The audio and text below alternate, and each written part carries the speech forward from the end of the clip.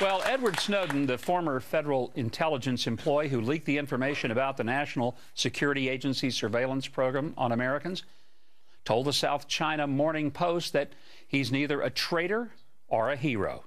He says he's just an American, but that hasn't stopped the debate here at home. So is Snowden a hero or a traitor? Bill Binney is a former NSA official with more than 30 years in the agency.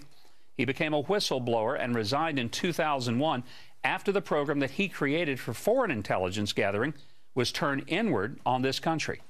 Stephen Yates is a former deputy assistant to Vice President Cheney for National Security Affairs and CEO of DC International Advisory. He spent the first 5 years of his career at the National Security Agency. Gentlemen, glad to have both of you here. Okay. Bill, let me start with you. I don't think this is really so much about Edward Snowden as it is about the programs and their value to the country and whether or not they violate the constitutional rights of Americans. But I do want to ask, in your view, is Edward Snowden a good guy or a bad guy?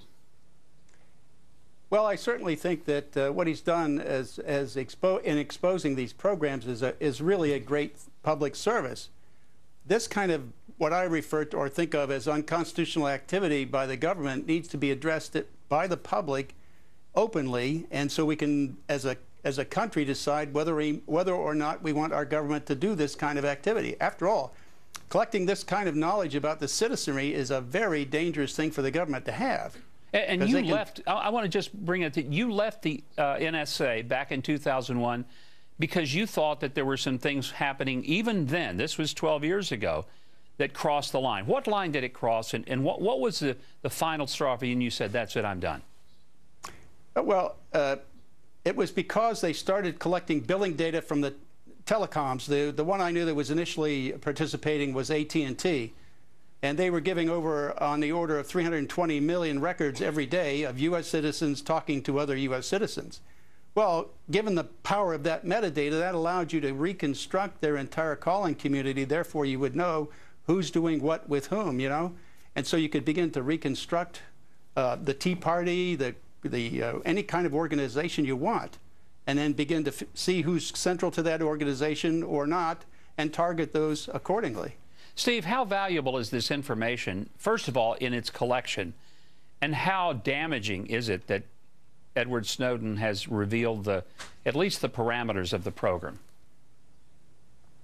Well, my assumption is that the data is extremely valuable in the work that the intelligence community is trying to do, but it's not entirely their decision to make about what scope they have to gather and pursue leads here in the United States. That's something that's completely dependent upon what the judicial branch of government says and what the legislative branch of government says in exercising oversight.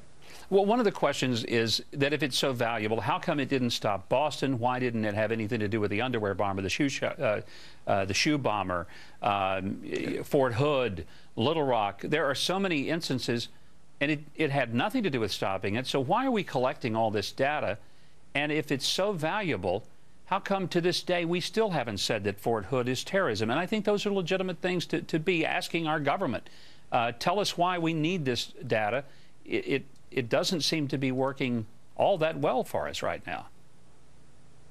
Well, fair enough. I think it is never going to be a good tool to detect ongoing or forthcoming attacks. What it has been, when properly used, and we could possibly find out it hasn't been properly used, is after something has happened, after a major lead has come in, with proper court authorities, people can go back and analyze this data to find out if someone acted alone or if there had been a pattern of communications that could lead to a broader network.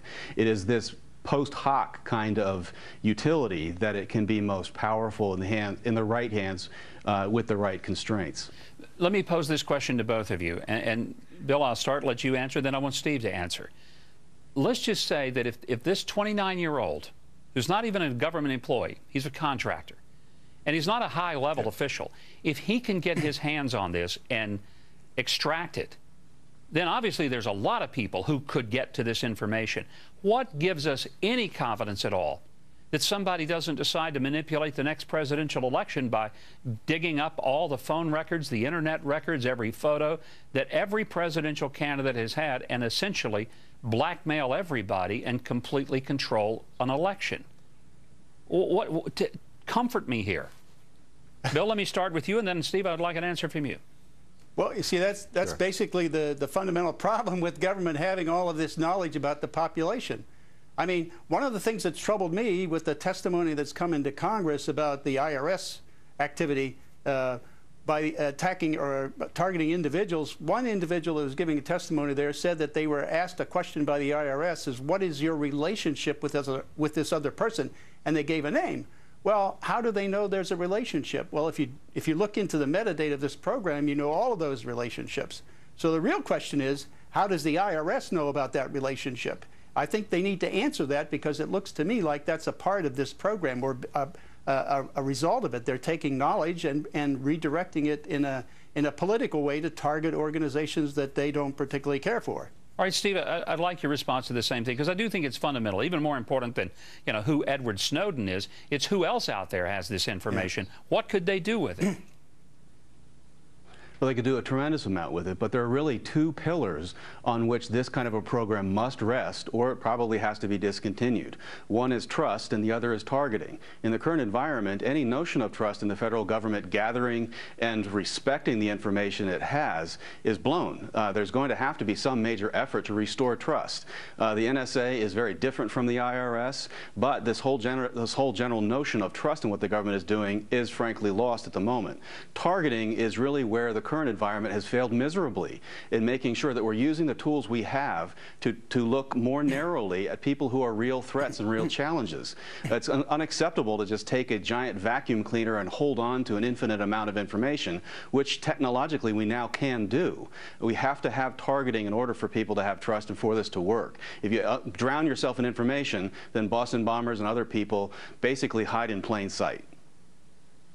All right. Well, you know, first of all, I don't think there's a whole lot of stuff on me, but just in case there is, I don't want them holding on to it, okay?